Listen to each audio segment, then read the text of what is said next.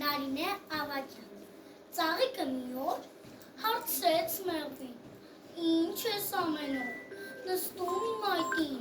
խլվելում ես դու, ծակում քո քթով, բան ու գործ չունես, գնա քո գործով։ Մեղվիկը նայեց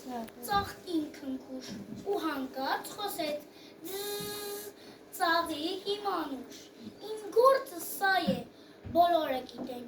որ պիտի ծաղկից նեկտար հավաքեմ, հետո տանեմ տուն, հյուսեմ ջրաջան, դառնամ մեղրամո ու մեղր վրա։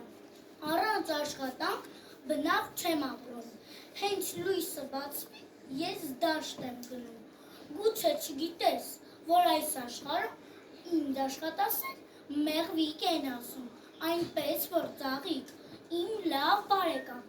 այտդ պիտի ծակեմ, քանի դեռ ես կամ, դե քնքուշ ծաղիկ, մեղվիկին գրկիր, քո բացված սրտում անուշ օրորիր, որ մեղվիկն իր լավ գործը կատարի, մենք էլ ունենանք մեղր քաղցրալի։